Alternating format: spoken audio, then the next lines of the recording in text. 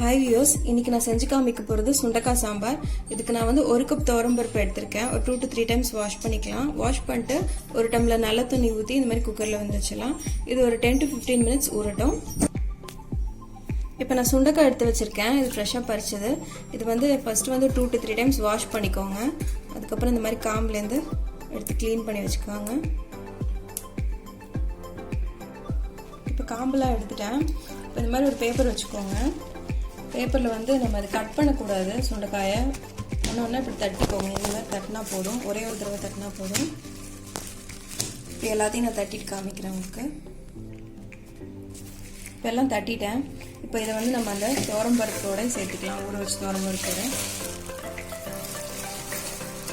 அவ்வளோதான். இதோட வந்து கொஞ்சமாக வந்து 2-3 சின்ன வெங்காயம் நறுக்கி வச்சு சின்ன வெங்காயம் சேர்த்துக்கலாம். ஒரு சின்ன தக்காளி இதையும் வந்து இதிலே சேர்த்துக்கலாம். நான் கட் பண்ணல, கையிலே கசக்கி விட்டுறேன். இதில் சேர்த்துக்கலாம். கொஞ்சமாக விளக்கெண்ணெய். இதை வந்து எல்லாத்தையும் சேர்த்து நான் வந்து குக்கரில் வச்சுருவேன். குக்கரில் வந்து ஒரு 2 whistles விட்டால் போதும்.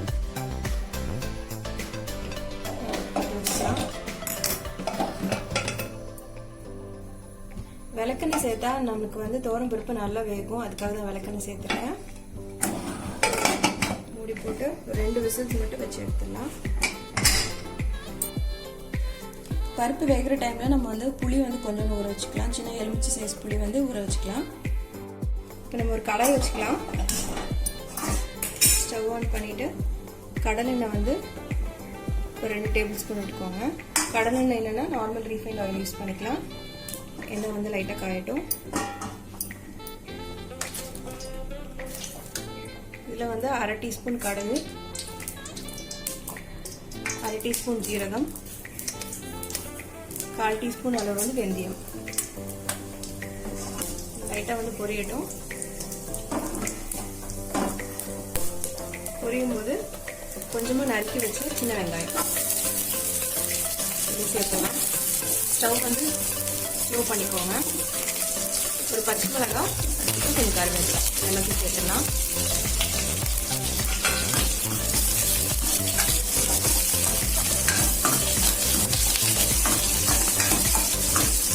இதோட கொஞ்சோண்டு பெருங்காயத்தூள் சேர்த்துக்கிறேன்.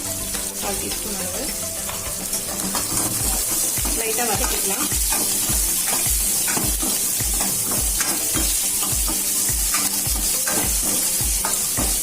நம்ம ஊற வச்சு இந்த புளி வந்து கரைச்சி வந்து வடிகட்டி வச்சுக்கிறேன்.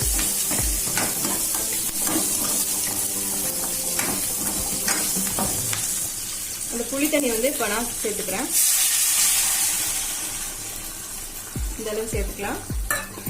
ஸ்டவ் வந்து லைட்டாக ஹை பண்ணிக்கலாம். இல்லை 1/2 டீஸ்பூன் வந்து மஞ்சத்தூள். சாம்பார் தூள் வந்து அரைச்சி வச்ச சாம்பார் தூள் வந்து ஒரு 1/2 டீஸ்பூன் அளவு சேர்த்துக்கோங்க. நீங்கள் வீட்டில் அரைச்சது இல்லை அப்படின்னா நீங்கள் வந்து எந்த பிராண்டு சாம்பார் தூள் வேணால் வாங்கிக்கலாம். லைட்டாக வந்து ஒரு மிக்ஸ் பண்ணிக்கலாம்.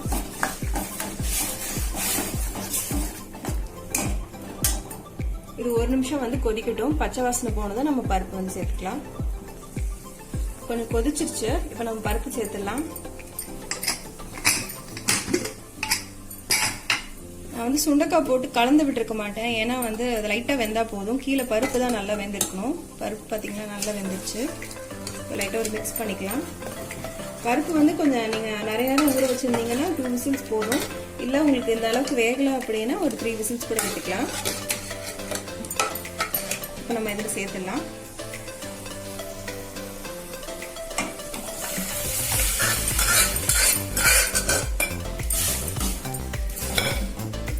ஒரு மிக்ஸ் பண்ணிக்கலாம்.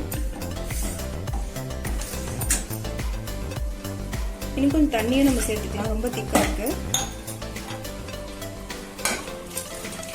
நம்ம உப்பு சேர்க்கவே இல்லை. உப்பு சேர்த்துடலாம்.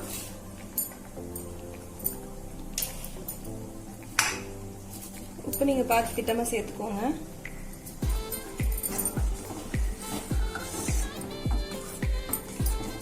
இந்த அளவுக்கு இருக்கு கன்சிஸ்டன்சி.